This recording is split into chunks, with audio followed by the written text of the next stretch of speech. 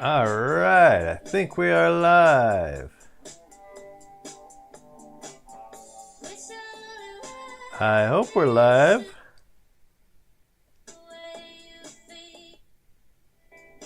Let's see here.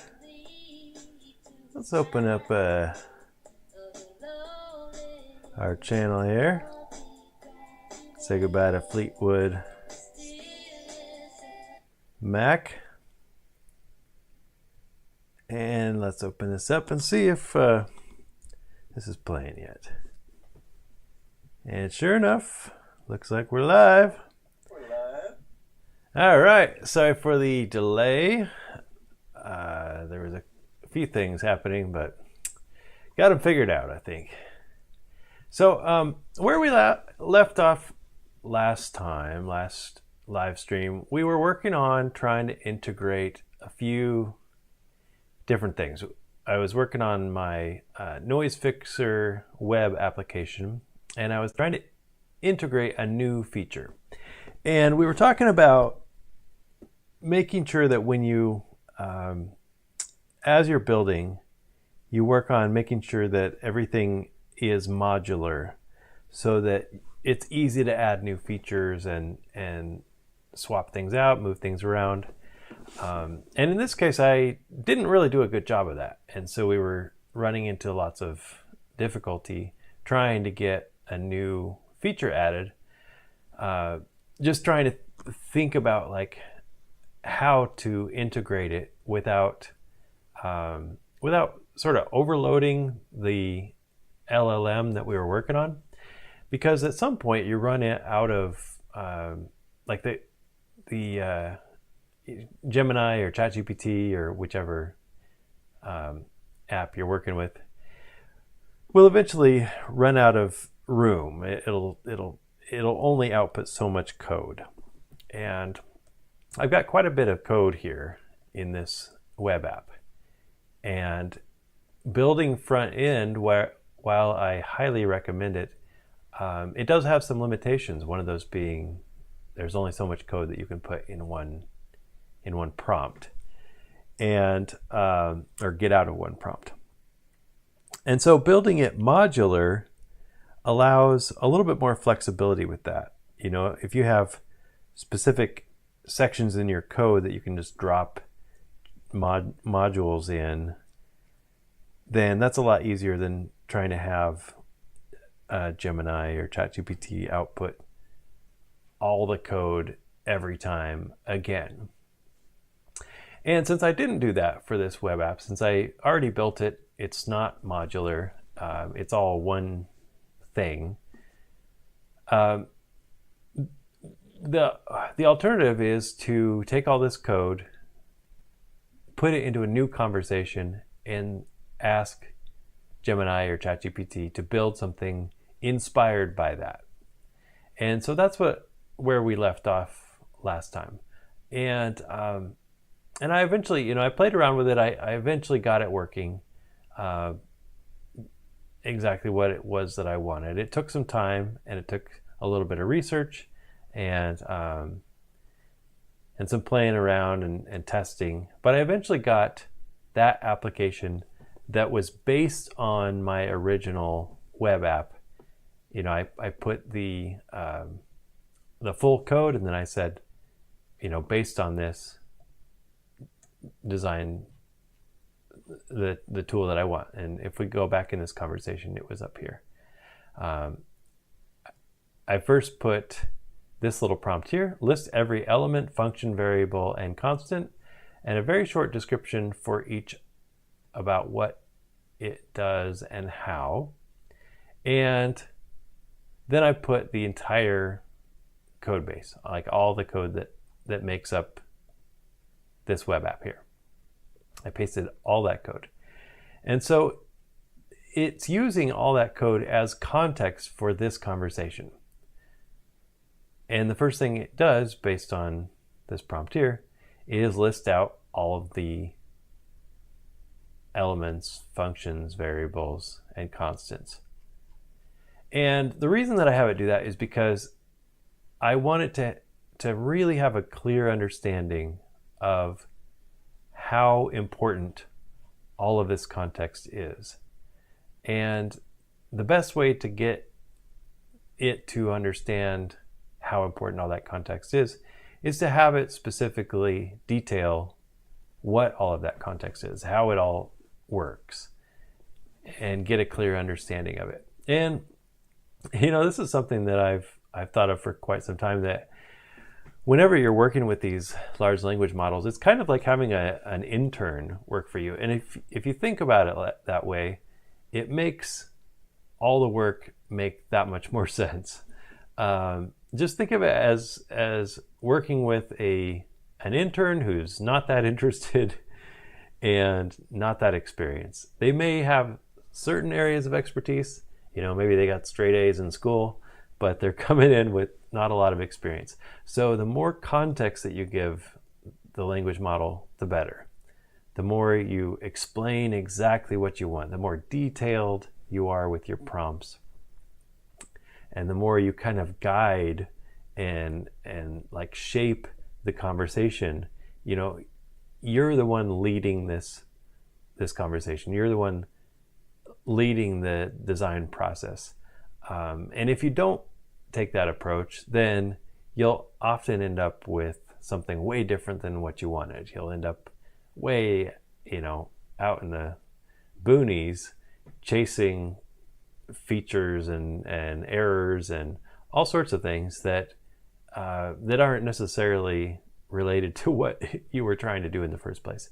So the more you can kind of take control of the conversation and guide and shape it, and kind of like act as if you're almost training the language model as you're going, because it's not that you're training it, but the more you act as if you are, the more the language model is going to respond well to that conversation. So like guiding it through the learning process, like I would an intern, like having it learn everything about this app that I've already built. Well, Gemini already built in another conversation, but having this in this conversation, having it learn about the app so that it has a clear understanding of how it works and what each thing is. And it's almost like I'm having this model like do a report on my app. And like I said, you can think about it that way. Think about it as if you're working with not a very good employee, a new employee, somebody who's new to the organization. They're new to working with you. They don't know all the ins and outs of what it is that you're doing and what you want from them. So the more you act that way within the conversation, you're going to have a better experience and get better responses out. So that's what I did. I had it essentially run a report of what was in this code, and then I started building a new feature separately, but based on that code. So eventually,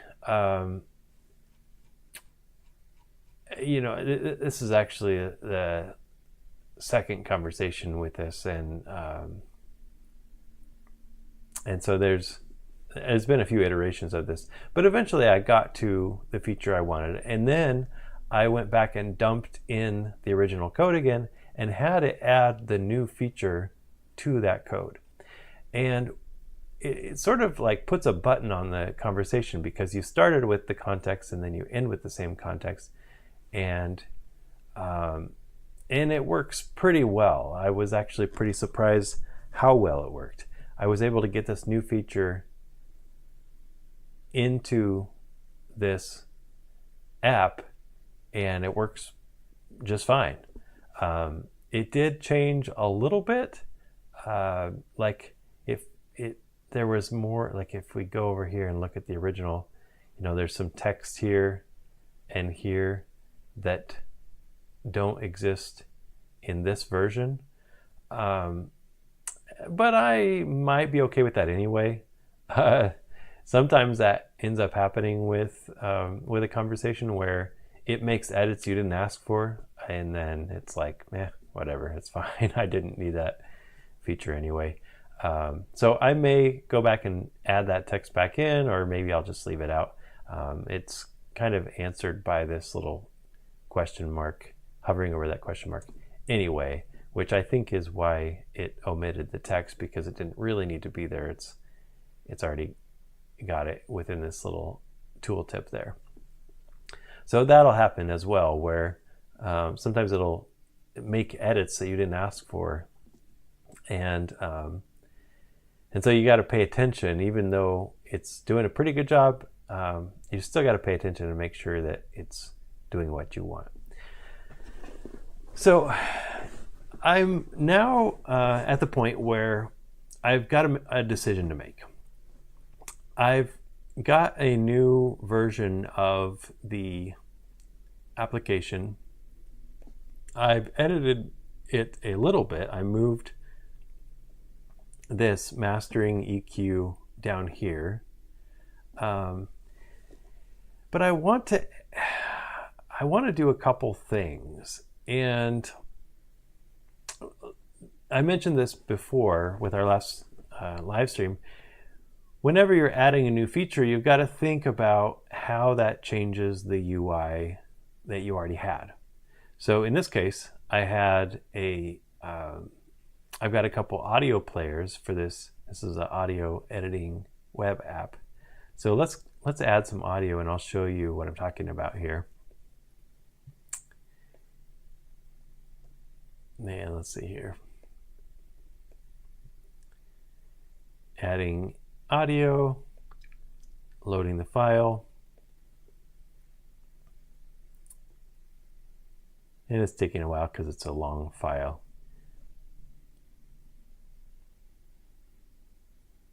And here we go. It's got this preview selection here, so I can set which part of the audio that I want to preview. But down here we've got this player, and we only have one player currently because we haven't processed anything yet. But with this new feature, it's a mastering EQ. It works while the audio is playing live. So if we go hit play here. Let's see here. I'm going to pause it because it's going to be too confusing with two of my voice. Pulling up YouTube. Actually, let me just mute this so here. I can check to see if we're live. Let's see, mute site. There we go. Okay, so as you see, it's playing the audio and we're editing it in real time. And that's exactly what I want, but it adds a new complication, which is I don't have access to that player because this feature is in the way. It pops up and I can only see the player or I can see the audio player, or I can see the mastering EQ grid here and a graph here. So what do I want to do? Do I want to make this player visible even though there's a modal overlaying it? Do I want just the player to show through the overlay? Do I want to add a new player to the modal window here, the little pop-up? That's a decision that I've got to make, and frankly, I don't know what I want to do here. It's confusing, and that's always what happens when you're adding new features to an existing application, is that you've got to decide, you got to make a decision, how do I want to integrate this? And so it's one more reason why you should always be thinking ahead and thinking, okay, how are people going to use this? Who's going to use this? What are they going to expect to see? What do similar applications like this look like? Can I do it better? Like you have the opportunity of doing it your own way, but you also want it to be usable. You want it to be, you want people to know what they're looking at. You don't want it to be too confusing. In this case, I have the audio players appear below all the processing, because I think that's fairly intuitive. People sort of expect that with any sort of online file editing type of thing. There's often a button and then the file appears below it. So that seemed fairly intuitive to me, to put the players down here.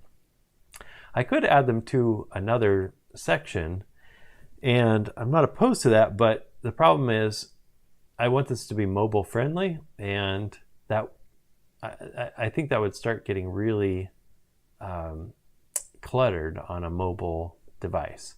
The way it is now, it's just two main like windows within a mobile screen, and you can view it either horizontal or vertical, and it works pretty well on mobile that way. If I were to add another element, another section somewhere with these audio players, it would get really cluttered and be hard to see. So I don't think I want to do that. And if I added a player to this little modal window, that might be confusing as well to the average user. Like if there's a player here and there's a player there, are those the same thing? Maybe that's confusing for people.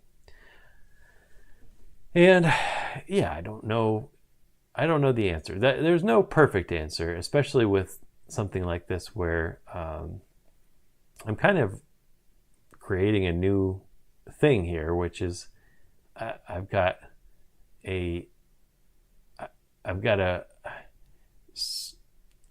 trying to fit a lot of things into one window. Normally this would be like in Adobe Audition, you've got your menu bar with all the effects that you can add, and in this case I only have this one section where all the effects exist. You also have multiple windows that you can have in Adobe Audition, and that's pretty common for an audio editor. In fact, if we look up audio editor application and look at some screenshots here, like all of these are kind of similar. They all have like multiple windows and multiple menus, and there's just so much there that you have access to as a user. And I'm trying to fit a lot of things into a small area here for a couple reasons. One, I want it to be easy to use, and so I don't want to have a lot of menus and things hidden in different places. I want it to be a pretty linear process, so you upload the file and then it just kind of makes sense how everything's laid out. And two, I'm designing it in like as I go, so I didn't anticipate having so many features. I added this high quality processing, I added vinyl cleanup, I added left channel versus right channel. Those were all things that I didn't originally, preview mode, output noise only. Those are all things that I didn't have in mind when I set out to create this. And same thing with this preview section, and then same thing with this mastering EQ. So this is getting more and more complicated, and I've got to make some decisions about how I want to move forward. Do I want to start hiding things behind menus? And that's what everybody else does, and there's nothing wrong with that. But I want to try to avoid that if I can, because it'll start to become a much bigger application if I do that. I mean, if I'm starting to hide things behind menus, then at that point I might as well just start building an entire new platform. And maybe I will, but that's just not where I'm at yet. So I'm kind of in a weird space with this design process. I think this probably ends up happening with everybody that's designing a tool like this. At some point you get to where it's so complicated that you are starting to add more complication than you accounted for, where if you keep going down the same path, you're going to end up making it less usable rather than more usable. And you see this a lot with people complaining about software that they used to love and now it's like bloated and overcomplicated. That happens with pretty much every software. People just, designers and developers just get carried away and build more and more functions and features, maybe because the users are asking for it, maybe because that's just what developers do. But you got to think through that as the developer. Do you want to just add more complicated clutter to your interface, or try to leave it as it is? And in this case, I do want to have this mastering EQ. This is something that I think is going to be pretty useful to this tool, but it doesn't necessarily have to be part of this tool. It could be just a button where you could jump to it. In this case, it's a button where it opens up. So I don't know. I still, even though I've integrated it, I still haven't fully decided if I like it that way.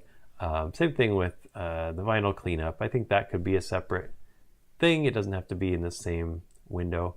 So I may be at that point where I start like building this into its own little platform rather than just one application or one little tool. Maybe start building it into a set of tools, a suite of tools.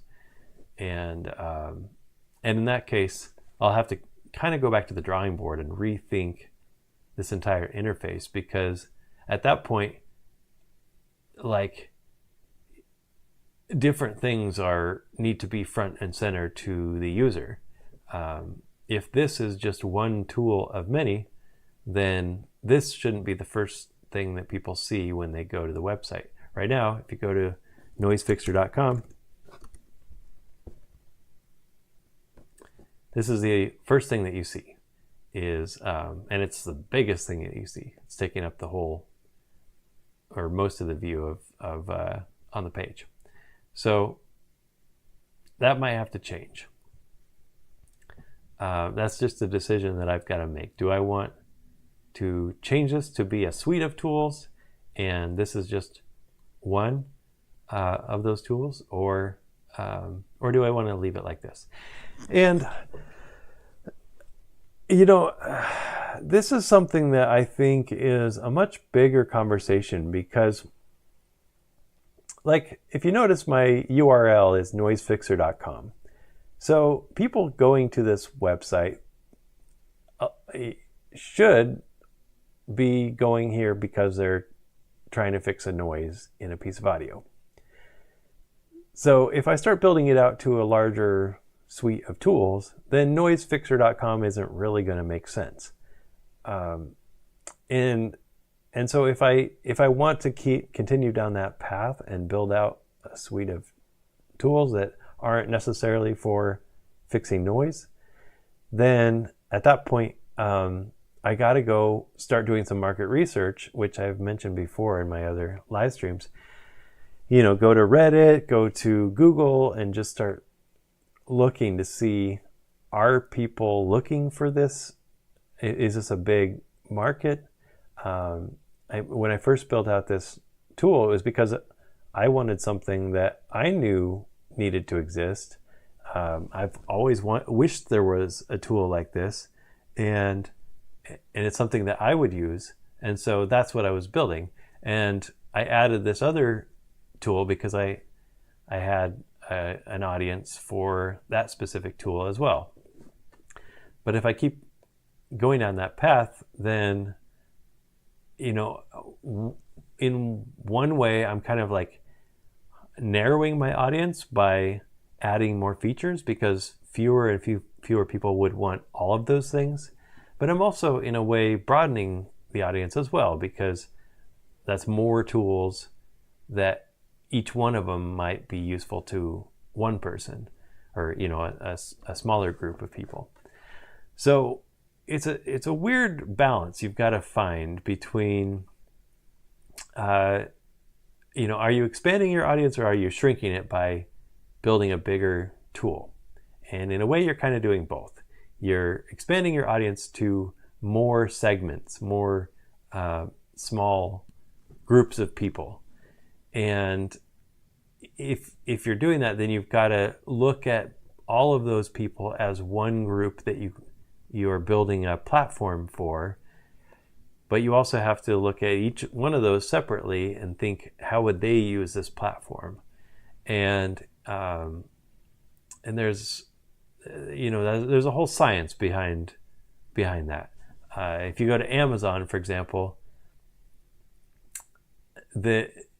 it's really messy in some ways, but it's super usable as well. So they've found a pretty good balance in making something that's useful to a huge variety of people, but each person, it kind of like works for them well enough. So, but it's taken a long time for them to build something that's as useful as it is, and as comprehensive as it is. So you're not going to build Amazon in a day. It's going to take a long time to build something like that. In my case, I'm not trying to jump that far ahead, but I'm just already at that stage where I'm building more than I anticipated. It's getting more complicated than I anticipated, and I've got to start kind of thinking through how I want to do that. And we were talking about that a little bit before with making it more modular. In a way, turning into more of a platform, or thinking of it as a platform, is also making it more modular. There's kind of two sides of the same coin. And that, I think, is how you should think about building anything with large language models, is be thinking about each thing that you build as a platform that could expand larger than how it is. Because if you think about it that way, if you think about it as a platform, a modular platform that can exist within another modular platform, and other platforms can exist within it. Like, for example, okay, so I've got if we think of this as a platform, and then in here we've got a module, and if we think of this module as a platform, now I could have other mini modules within this. And I think that's a good way to think about it, is think modular and think platform. And unfortunately, I was not really doing that when I built out this originally. And so I've got to think about how to kind of retroactively get there. So anyway, that's where I'm at with this. I've got the feature working, and I like how it's working, but it's still going to take some work before it's where it needs to be. Let's see, what else did I want to cover here? I mentioned dumping your code in and so that the language model has the context for a new conversation. We talked about that. You saw this last time where I got a non-working version embedded into this app.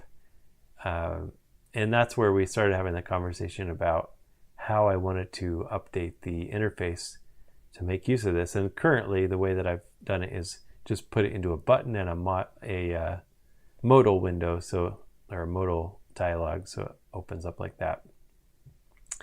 I think that's a little bit better than stuffing the entire thing in here, although that's debatable.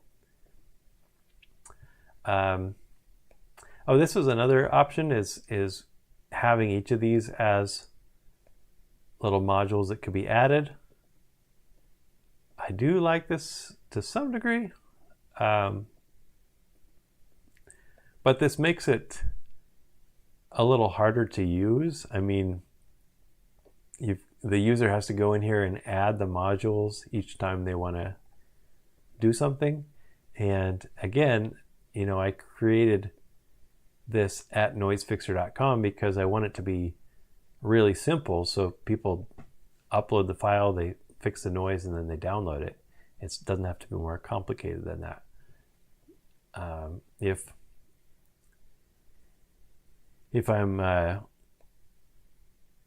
they're having to edit the interface every time they go to the website, that's going to be annoying, and it's not going to be useful to most people. Let's see here. Yeah, I think that's the main thing that I've been thinking about and trying to work through. And I don't yet have any answers. This is kind of a long process of trying to figure out exactly, how I want to think about this, and maybe go back to the drawing board and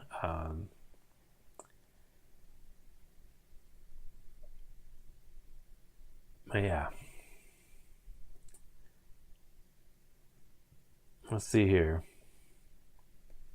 See if I've got any questions in the chat. I had some for one of my streams, and looks like none yet, but I'm happy to answer any questions if anybody has them. One thing that we were talking about a couple streams ago is working with Google's anti-gravity. And this is a platform kind of like Bolt and Lovable with the next generation IDE. And it's a way of building larger applications than you can with Gemini and Notebook LM. And I started diving in. I'm working on learning it. It's a little beyond where I'm at with coding. I'm pretty well experienced with using ChatGPT and Gemini and Perplexity to code, but this gets a little bit deeper because you start dealing with databases and that can get really complicated really quickly. And I've done quite a bit of that using Lovable and Bolt. But what I constantly have run into with those is that they always just keep building bigger than I want them to. And I think that is something that will get solved sooner or later. People will, the developers that build these kinds of platforms will, I think, find ways of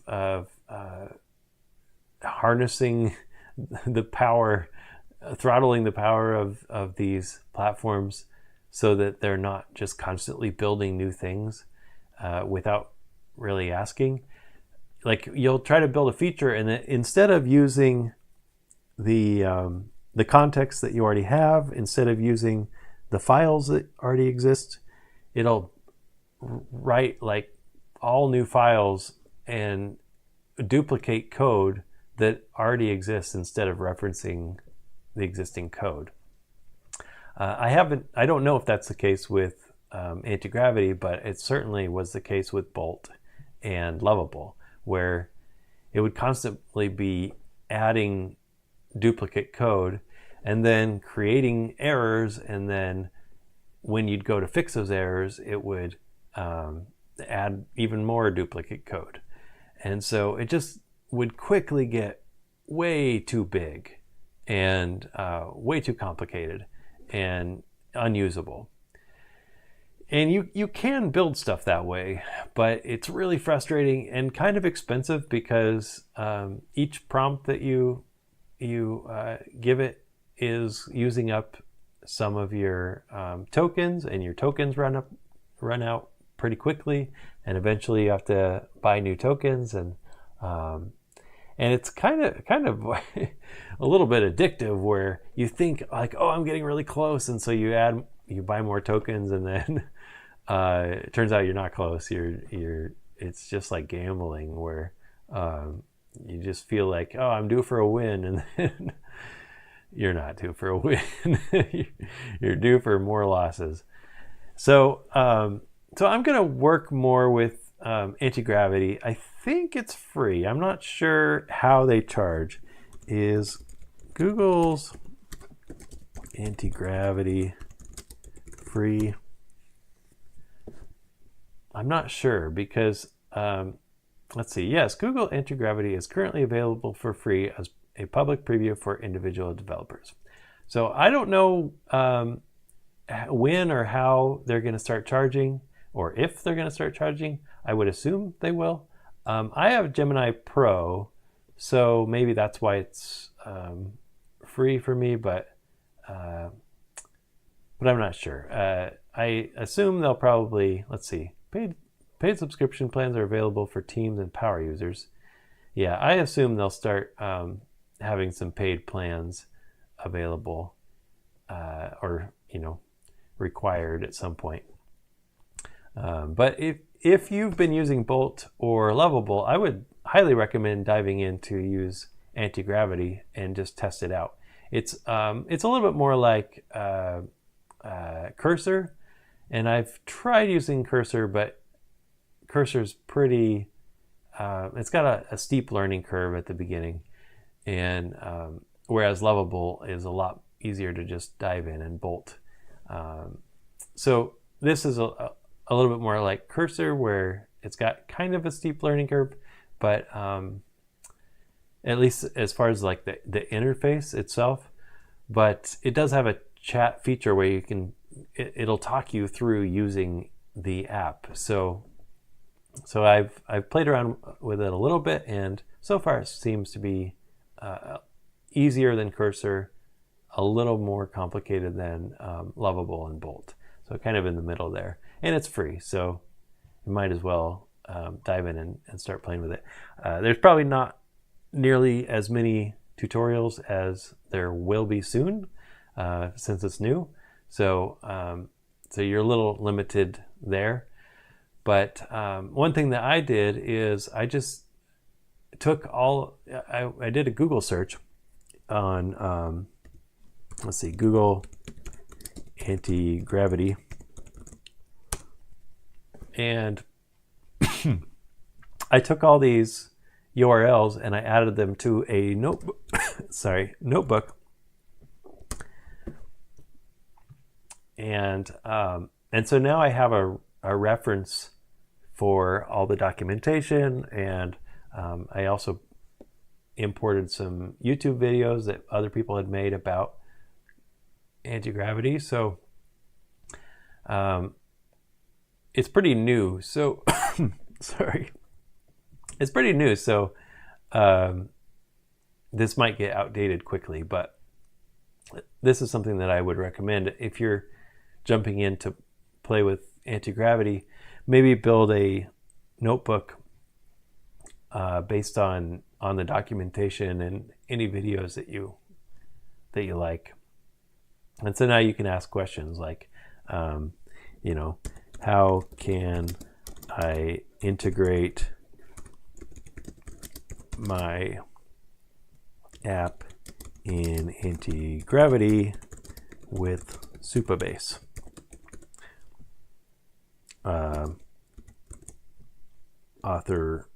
Authorization.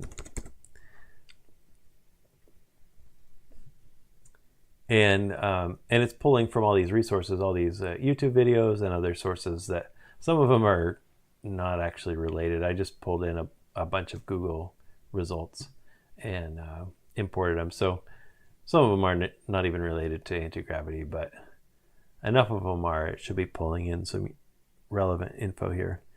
Integrating your app developed in Google Anti-Gravity with Supabase authorization is a common process, blah, blah, blah. So this might give you like a head start in like learning about anti-gravity. And then you can ask within the conversation within anti-gravity itself, and it'll walk you through it as well. I actually already ran into this with anti-gravity. I had something that I had built in Lovable, and then I had integrated it with Supabase, and then I downloaded it and set it up in anti-gravity and reintegrated it into a new Supabase project, and it all worked just fine. So, and I'm not super experienced. Like I mentioned, Cursor was too complicated for me. So if you're kind of where I'm at with Cursor being a little too complicated and Lovable being just fine, I think anti-gravity would be a good next step for you. However, I would not, if you're totally new to coding and you're just starting with using large language models, I would start with Gemini and Perplexity and maybe Grok. Grok is pretty good, but I don't have a paid account with Grok, and so my prompts are pretty limited, or the tokens are pretty limited. But I do have a paid account with Gemini, Perplexity, and ChatGPT, so I have a lot more. I can get a lot more code done with those. But I've been pretty impressed with Google's Gemini. It has a strange issue that other language models have, where it can kind of get stuck in a loop. So sometimes I end up taking an entire conversation or all the code that's been output, and I'll put it into a new conversation like I did up here, where I'll do the same prompt: list every element, function, variable, and constant, and a very short description for each about what it does and how. And then I'll just dump all the code that I had in my previous conversation and start a new conversation and give it that context, and then it'll sometimes help it get out of that loop. Or I'll take it to another language model like Perplexity or ChatGPT. Perplexity is kind of hit or miss. It's good for some things, but I haven't really found it to be that consistent. So, but it does have other language models available through the Perplexity interface. So your results may vary, but I've found Gemini to be pretty surprisingly good. I've done most of my coding more recently with Gemini. So yeah, I'm going to do some research on anti-gravity and test it out, and I mean, I've done a little bit. I just started working with it yesterday, so I don't have any insight yet, other than to say that it seems a little less complicated than Cursor and a little more complicated than Lovable and Bolt. But it does seem to be a little bit more intelligent than both of those as well, or at least more intelligent than Lovable seems to be. Lovable and Bolt often run into errors and don't seem to know how to fix them. And Google's anti-gravity seems to have much more context. It seems to be pulling from a larger model, which makes sense. I mean, Google, they've got huge swaths of data. So let's see here.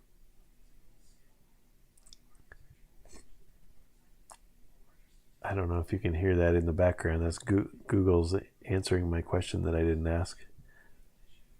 It's constantly doing that. It's always listening in. Every time I say the word Google, it starts listening. Okay, so yeah, I don't have anything more that I want to cover in this live stream tonight. I'm still working through this problem. I was able to get it integrated, but yeah, same issue, which is that I need to figure out how to balance all of the features that I want in a very simple app.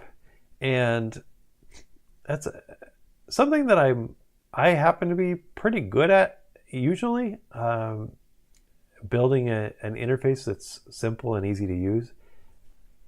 What I'm less good at is when it starts getting more complicated and adding more features, that it just starts kind of being overwhelming, where I'm not sure where to start, because every feature you add changes the audience a little bit, changes the focus a little bit, it changes the purpose of the application a little bit.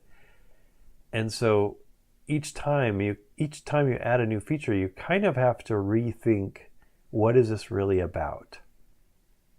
That's something that's so important in anything in life, but in particular, designing like an interface. You know, I heard this a long time ago about websites. Anytime you build a website, you should always make the single thing that you want people to do the most, make that be the easiest and most obvious.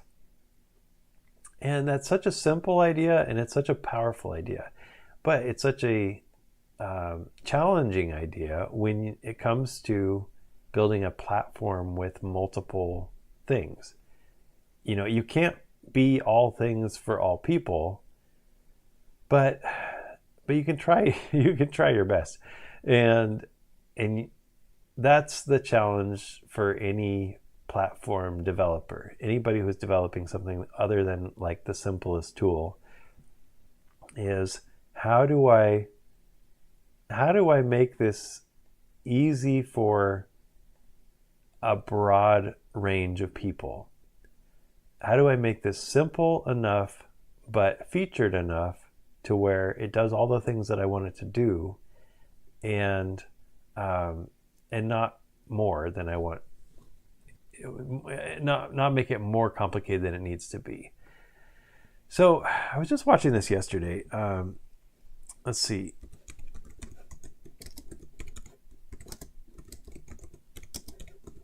Elon Musk has this five-step process that he talks about. And it's so, let's do the short version here. It's so powerful and so, I want to say genius, but I'm sure it took him a lot of iteration to get here. But let me go ahead and play this, because this is something that you need to be thinking about when you're developing applications. Everyone's wrong, no matter who you are. Everyone's wrong some of the time. So everyone's wrong, no matter who you are. Everyone's wrong. The most common error of a smart engineer is to optimize a thing that should not exist. Why would people do that? Well, everyone's been trained in high school and college that you got to answer the questions, convergent logic. So you can't tell a professor your question is dumb, and you'll get a bad grade. You have to answer the question. So everyone's basically, without knowing it, they got like mental straitjacket on. They'll work on optimizing the thing that should simply not exist. Just make your requirements less dumb. Your requirements are definitely dumb. It does not. So first step one, question the requirements. Whenever you're building something, go make a habit of going back to the drawing board and rethinking, what can I strip out of here? what really is this about? Does this need to exist, this feature, or does this entire application need to exist? Is there only one feature within this application that is really the most important? Can I strip out everything else and just have that one thing? And often you'll come back and have to bring it back after you delete it. But you should get in the habit of deleting it. Get in the habit of trying to move forward without something to see if you can make it simpler, because it'll make your whole life way easier. And Elon talks about that, doing that process wrong and how problematic that is. No matter who gave them to you, it's particularly dangerous if a smart person gave you the requirements, because you might not question them enough. No matter who you are, everyone's wrong some of the time. Then try very hard to delete the part or process. So remove the unnecessary process. This is kind of like the second part of that same thing, which question the requirements and then remove things that are unnecessary. That's an iterative process that you can do over and over. Question, what is this really about? What really matters here? What can I delete? What really matters? What can I delete? Just constantly be thinking that. How can I strip things out? Try to be a minimalist when it comes to developing, because you're going to run into this challenge that I'm running into, which is I've got too many. Even though this is a pretty simple app, I've got too many features here where it's starting to get cumbersome, and they're kind of interacting with each other in weird ways. And so I've got to keep going back to the drawing board. What is this really about? What can I remove? What can I combine? What can I make? Like, is there any part of this that I can just integrate as default and remove the option for people? Like high quality processing. Maybe just make it high quality by default and remove that option. Or maybe simplify it and combine it with something else. Is there anything in here that I can remove? Is there any feature here that doesn't need to exist? Is there anything that's like in the way and making it more complicated than it needs to be? Actually very important. If you're not occasionally adding things back in, you are not deleting enough. The bias tends to be very strongly towards, let's add this part or process step in case we need it. But you can basically make in-case arguments for so many things. Only the third... Yeah, it's a good point. You can.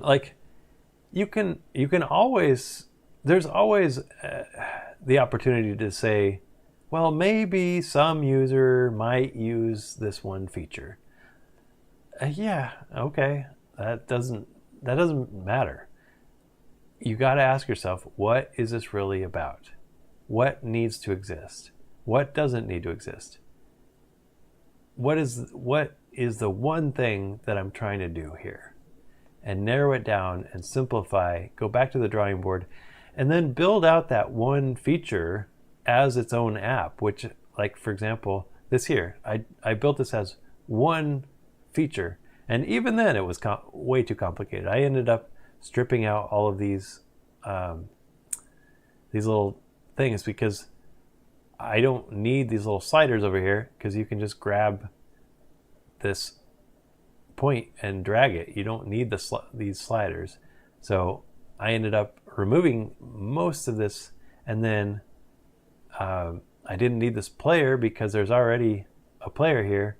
So I mean, I still have to figure out how I want to make this work together.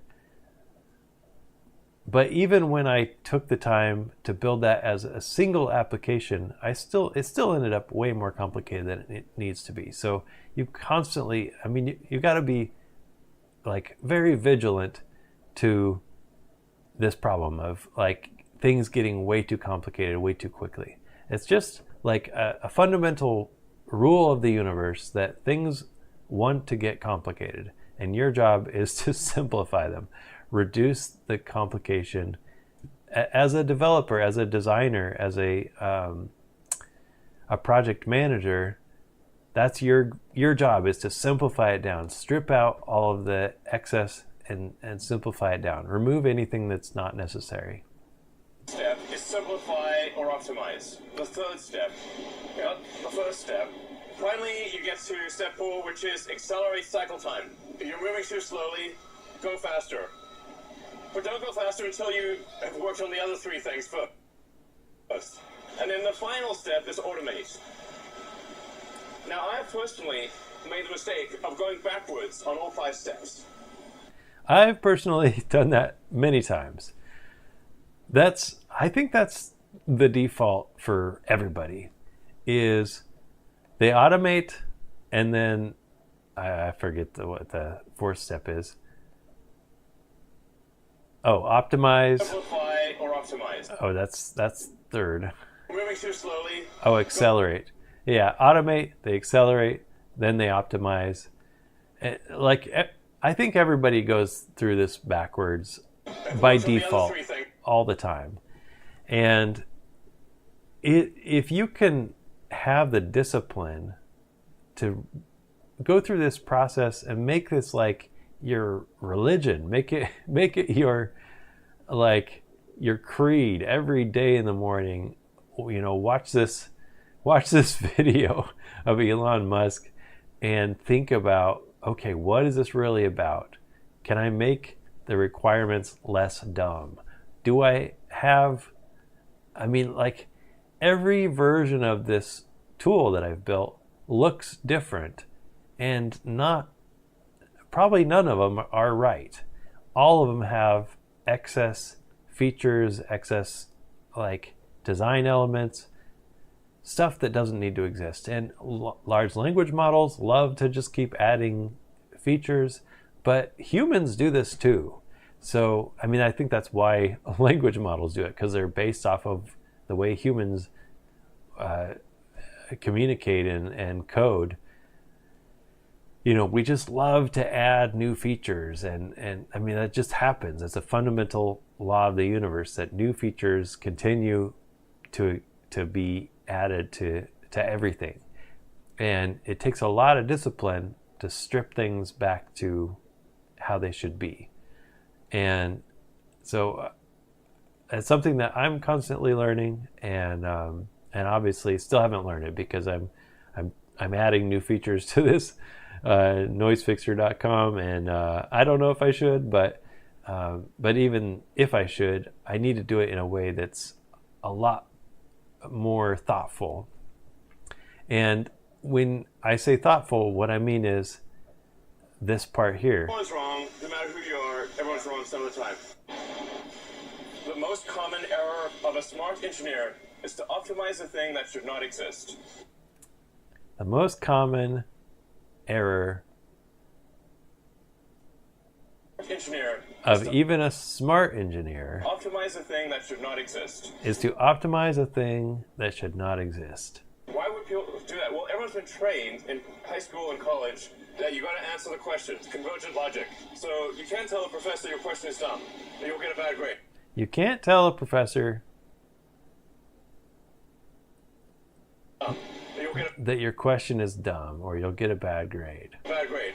But you can tell yourself that, and you should tell yourself that constantly.